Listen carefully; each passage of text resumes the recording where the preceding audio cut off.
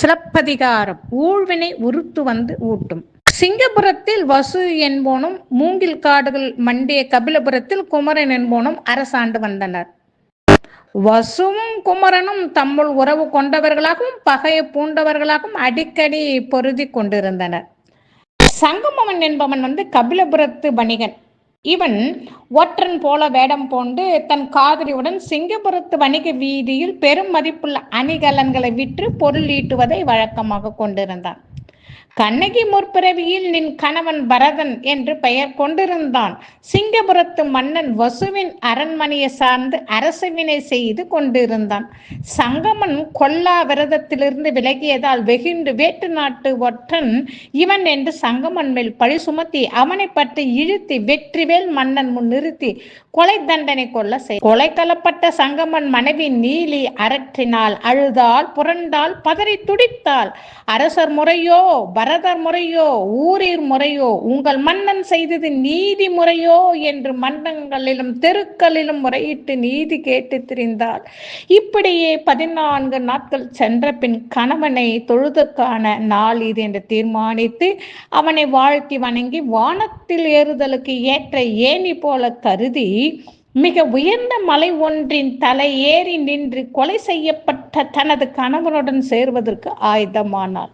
அந்நிலையில் எனக்கு இந்த துயரம் செய்தோர் யாராயினும் எவ்வகையேனும் தாமும் இத்துன்பத்தை அடைவாராக என்று சாபமிட்டு மலை உச்சியிலிருந்து விழுந்து உயிர் துறந்தாள்.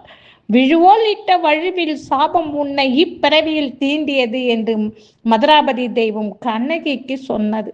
ஆதலை நான் சொல்வதை கேள் என்று கண்ணகிக்கு இன்னும் நெருங்கி வந்து நின்றது. மதுராபதி தெய்வம் பிறவிதோறும் தொடர்ந்து வரும் ஆற்றல் கொண்டது தீவினை.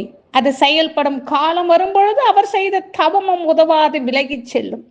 வாரொலி கூந்தலாய் நீயும் அந்த சங்கமன் துணைவி போல 14 நாட்களுக்கு பின் உன் கணவனை வானோர் வடிவில் காண்பாய், அல்லாது மனிதர் வடிவில் காண்பாய் என்று மதுரபதி தெய்வம் ஊழ்வினையின் ஆற்றலை கண்ணகிக்கு சொல்லி மதுரை மாநகரை பற்றி தீயின் கொடுமையிலிருந்து காத்து மறைந்த உயிர் கணவனை காணாமல் ஓரிடத்தில் அமரவோ நிற்கவோ முடியாத நிலையில் வாடுகிறேன் என்று அலமந்து கண்ணகி அங்கேயும் இங்கேயுமாக அலைந்தாள். அடுத்து கொற்றவின் கோயில் முன்பு சென்று தன் கை மலைல்களை உடைத்தெறிந்தாள். அத்தெய்வத்தை உற்று பார்த்தாள். இந்த நகருக்கு வந்த பொழுது என் கணவனுடன் கீழ் திசை வாயிலாக வந்தேன். இப்போது இந்நகரை விட்டு நீங்கும் பொழுது என் கணவனை பறிகொடுத்து மேற்கு திசை வழியாக வெளியேறுகிறேன் என்று நெஞ்சத்து துயரெல்லாம் கொட்டிவிட்டு மதுரை நகர் விட்டு நீங்கினார். இரவெது பகலெதென்று அறிந்து கொள்ளா சக்தியற்ற நிலையில் நீரொலி எழுப்பி பாயும் வையையின் நதிக்கரை ஓரமாக வையை காட்டும் வழியிலும் போனாள். போகும் பாதையில் பள்ளம் எதுவென்றும் தெரியாமலும் மேடு எதுவென்றும் புரியாத நிலையிலும் கால் போன திசையில் போய்கொண்டே இருந்தாள்.